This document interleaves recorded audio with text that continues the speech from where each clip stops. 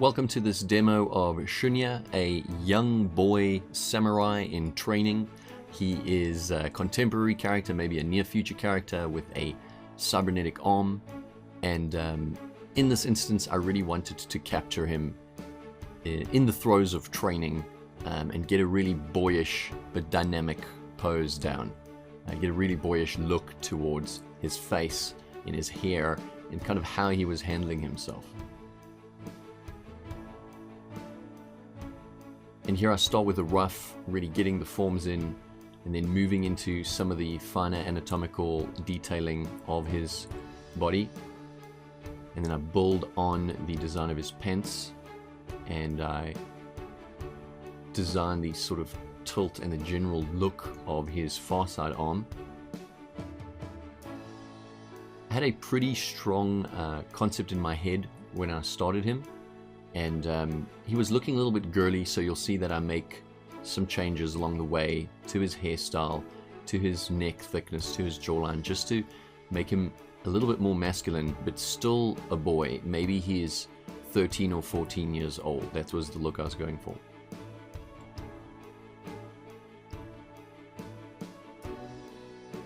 And here you can see me really working on the eyes, trying to get their scaling correct, that they match each other.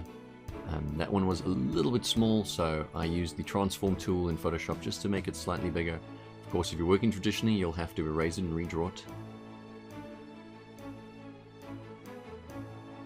But there is a real natural look to traditional works, and I personally love working traditionally as well as digitally. Both of them have their advantages and disadvantages.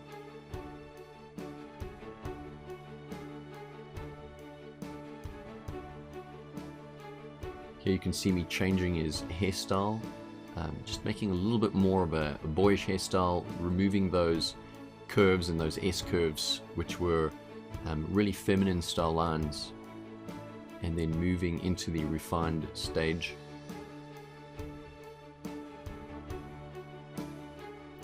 Using those thin lines and really working on the head first, getting the main focal point looking good. This piece actually turned out to be quite challenging with regards to the arm that is holding his sword. There is a lot of difficulty when you're trying to foreshorten certain elements in certain poses.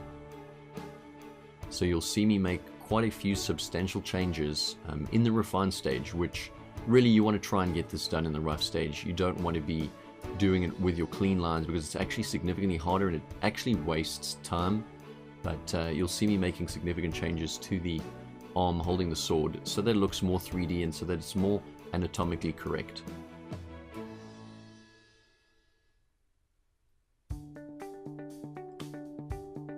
And going in and doing the masses of his hair, just trying to get some clear anatomy lines down.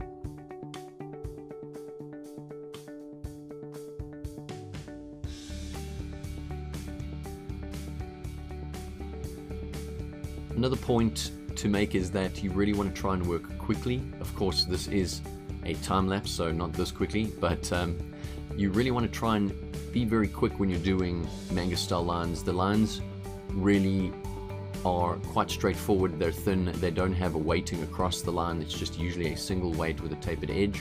So the faster you work, the more dynamism, that speed that you're trying to work with comes out in the piece itself.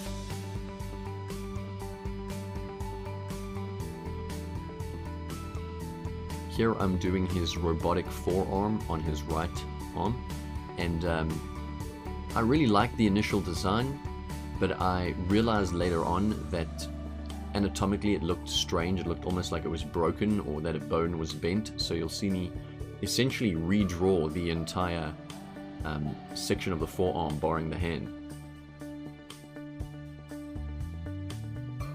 And these are things that you really want to look out for in the rough stage. I'm moving toward detailing the accessories on his belt. He's kind of got very poofy pants on that are kind of tight at the knee, but they really kind of jut out.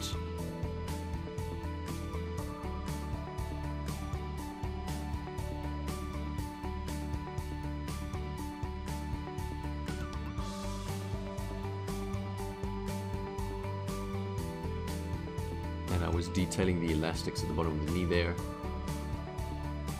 But of course, all of this refinement is built on that fundamental rough, and the rough itself shows both the pants as well as the leg anatomy of the upper leg, and that really helps you think about the forms and draw as if you're sculpting around the forms.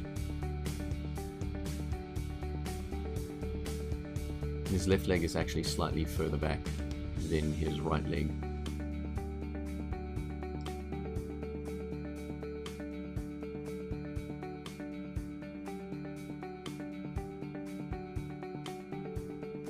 He also has cybertronic feet, so I would assume he lives in some kind of near future or even far future type of world where cybertronics combine with normal anatomy to give an enhanced edge on certain things. Hopefully in his case in terms of his training or his combat. And then I start moving into the line weighting phase. Just add the key line weights, just a few of them, and then I'll move into doing quite a substantial amount of hook shading on him.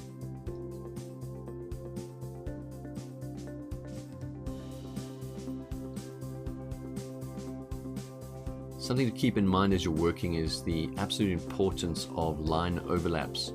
The right line overlap can really sell something that wasn't working before, that looked strange.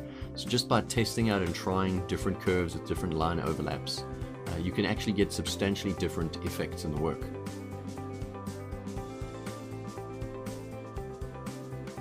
Here you can see the hook shading in the hair, and it really makes a huge difference. It's quite a strange thing. The first time I had learned about this a few years ago, I didn't think that doing such tiny hook shadows would have any real impact on the piece, but strangely enough it does, and you can see it makes quite a world of difference in how the viewer perceives the overlaps and the points of origin of certain lines.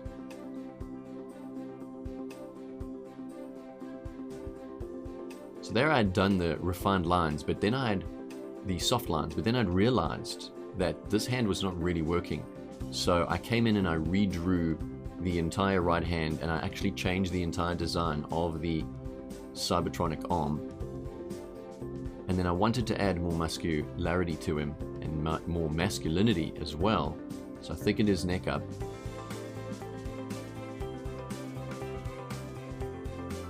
And then on top of that, the hand holding the sword was really bugging me.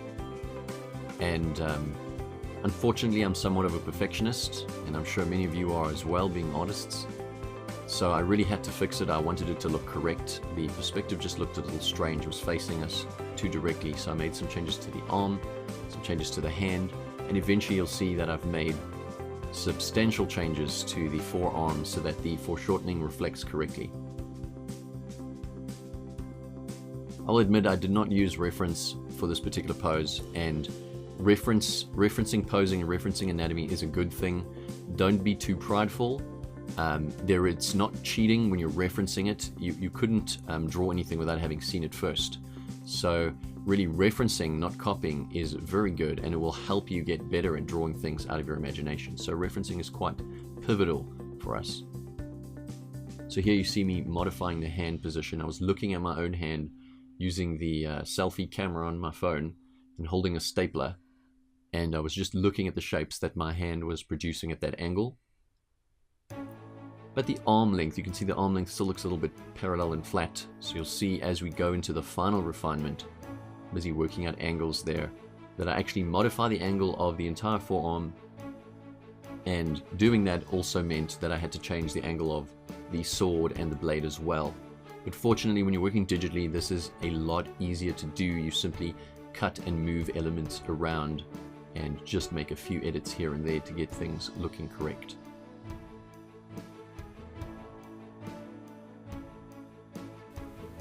I was just working out the hand proportions there, making sure everything looks correct.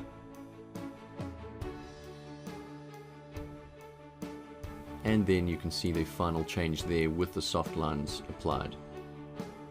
And that is the end of the demo.